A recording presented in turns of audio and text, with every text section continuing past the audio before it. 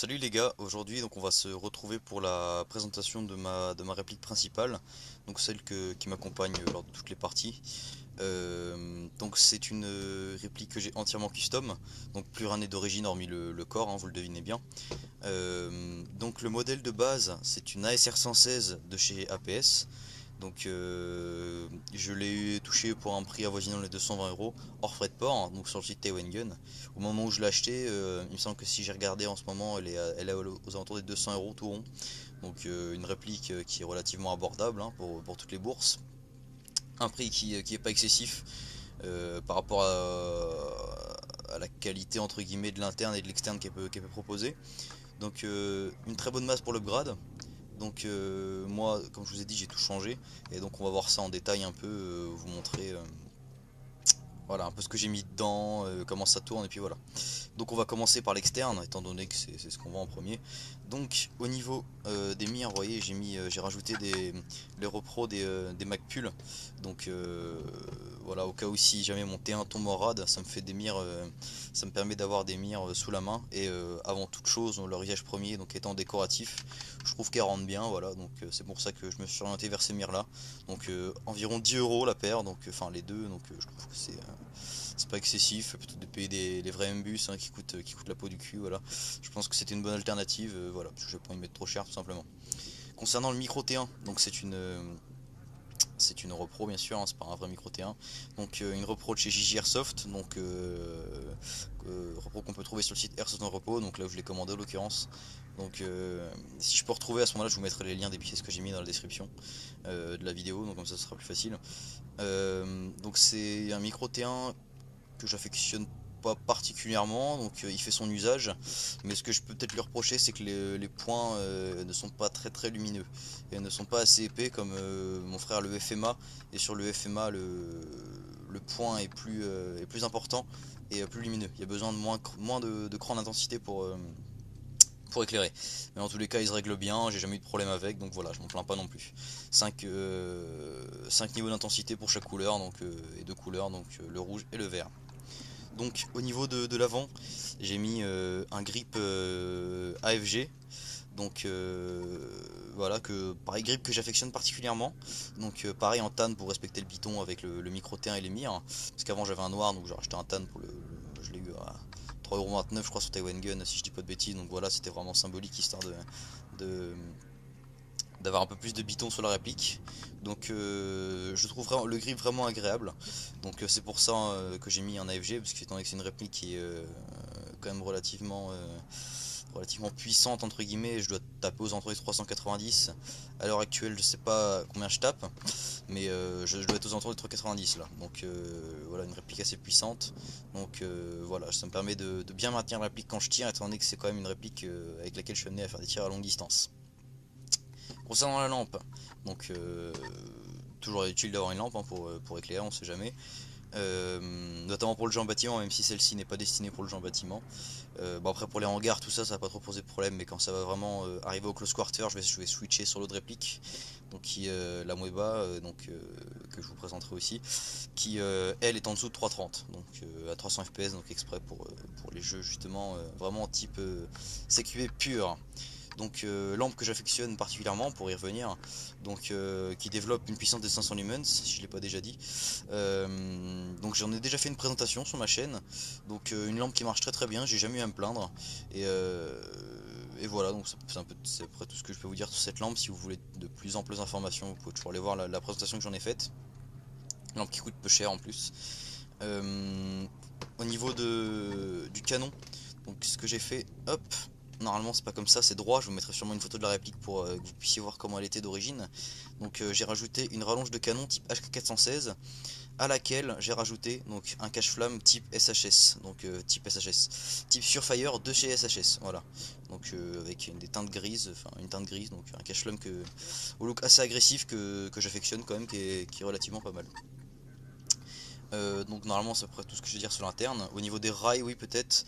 Donc c'est des rails type des rails Ares. Donc on peut voir les marquages KM R003. Donc vous pouvez pas les voir là. Mais je pense que c'est fait pour les. À la base c'est des rails qui sont faits pour les Amoeba Pro avec les garde-main qui mode, mais étant donné que là c'est un garde-main qui mode, bah, ça le fait également sans problème, hein, donc voilà. C'est pour ça que j'ai pris ça. Donc de l'autre côté j'en ai un également, donc là ça va plus être pour mettre mon petit support de caméra retour. Voilà, ou éventuellement une lampillère pour le jeu de nuit que je n'ai pas pratiqué encore mais que je compte pratiquer peut-être par la suite. Donc voilà, à voir. Dans tous les cas ça me laisse la possibilité de mettre autre chose sur le côté de la réplique. Donc ce qui est toujours sympa. Concernant l'interne de cette réplique, donc c'est là que ça va devenir un peu plus intéressant. Au niveau du moteur, donc on a un SHS High Torque, donc un moteur qui délivre vraiment un couple vraiment très sympa, moteur vraiment péchu. Donc au niveau du rapport qualité-prix c'est vraiment très bien. Donc parce que je m'en sors pour 40 € sur le site Airsoft Entrepôt. Ça évite de devoir acheter un Kanzen qui lui est quand même relativement plus cher. Et de ce que disent les utilisateurs du Kanzen, moi j'en ai jamais eu donc je peux pas avoir l'avis dessus. Le SHS est équivalent ou vraiment un tout petit peu moins au Kanzen, donc je trouve que ça diffère. Le prix du Kanzen ne justifie pas une telle différence, la différence de prix est pas justifiée étant donné que les performances du SHS s'approchent vraiment de celles du Kanzen, des avis que j'ai pu voir. Donc voilà, un moteur SHS très péchu, donc très agréable qui me permet d'avoir une réactivité vraiment pas mal. Concernant la gearbox, donc j'ai changé la gearbox d'origine donc pour une gearbox de type ATM. Donc une gearbox avec câblage argent, donc qui marche plutôt bien, je dois l'avouer aussi. Donc au niveau de l'étanchéité, j'ai fait le test de la seringue, donc c'est étanche à 100%, il n'y a pas de problème. Les deux seules pièces que j'ai changées, c'est le ressort et le nozzle. Pourquoi le ressort? Étant donné que je voulais que ce soit une réplique pour l'extérieur qui tape aux entrées 3,90, j'ai donc mis à l'intérieur, à la place du M90 qui était dedans d'origine, un S110 Plus de chez Modify. Et donc à la place du nozzle ATM d'origine, j'ai mis un nozzle SHS. Parce que le nozzle en fait ATM me causait des misfeeds avec le bloc ATM. Parce que je sais pas, je pense que c'était pas compatible, il était peut-être un petit peu trop long.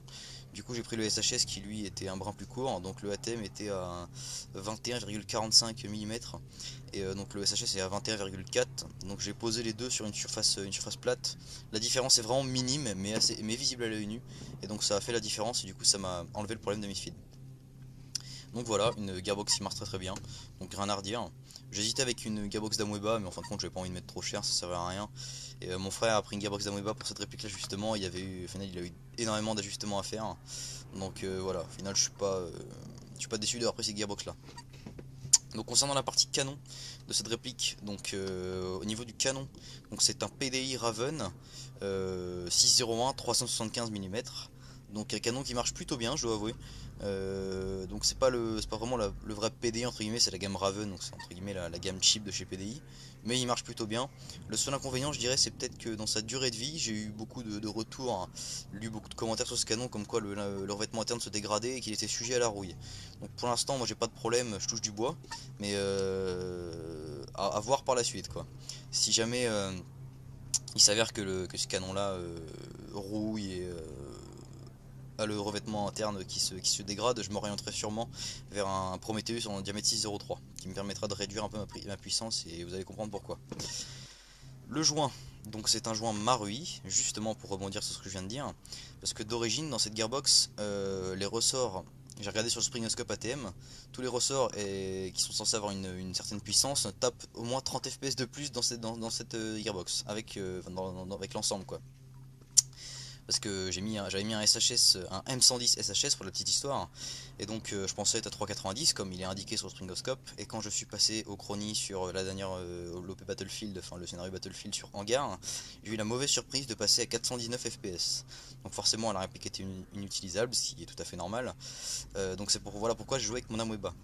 Donc là en mettant le S110 Plus Modify qui est donné à 378 sur le Springoscope, j'ai dû baisser de 12 fps si on suit la logique des choses, donc 419 moins 12 ça fait 407. Et donc le joint j'étais censé être toujours puissant, donc j'ai changé le joint Prometheus que j'avais pour un joint Marui qui m'a fait encore perdre de la puissance. Donc mais j'ai toujours autant de portée, donc c'est parfait, je suis passé en dessous de la barre des 400 donc c'est nickel. Donc un canon PD Raven, un joint Marui et son bucking Marui également. Donc bucking assez épais qui permet de pas avoir un réglage trop important. Et donc après si jamais on joue avec du grammage plus lourd, j'aurai plus de marge, il me restera assez de marge pour pouvoir régler le hop-up quoi. Et concernant le hop-up, donc c'est un bloc hop-up ATM, donc en plastique, donc tout ce qu'il y a de plus standard, hein. Donc pas besoin d'avoir celui en alu CNC. Après c'est juste au niveau de la couleur, si vous voulez avoir du bleu ou du rouge, c'est vous qui voyez. Mais celui-là marche déjà très bien, et le fait qu'il soit en plastique, il est pas sujet au froid, donc ça aussi c'est pas mal. Voilà, donc concernant la puissance, je vous dis, j'ai pas de. À l'heure actuelle, je sais pas. Je mettrai sûrement une petite annotation dans la vidéo ou dans la description, je commenterai. Une fois que le passage au chronie sera fait, mais là je vous dis, je devrais être aux alentours des 3,90, pardon. Et au niveau de la portée, donc je dois avoisiner les 60 mètres sans trop de problème. Après ça commence vraiment à se disperser. Mais 60 mètres vraiment quand je prends mon temps. Quand j'avoine en semi, étant donné que j'ai un 6,01, la précision, arrivé à 50 mètres, ça commence un peu à faire un nuage de billes. Voilà. Donc j'ai la batterie dedans, je vais pouvoir vous montrer un peu comment ça tient au niveau de la réactivité. Donc voilà, on va faire en semi parce que le full je joue pas en spool, donc ça sert à rien. Hop.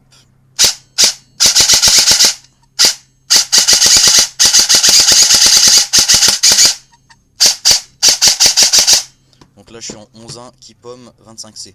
Donc vous pouvez voir que c'est relativement réactif.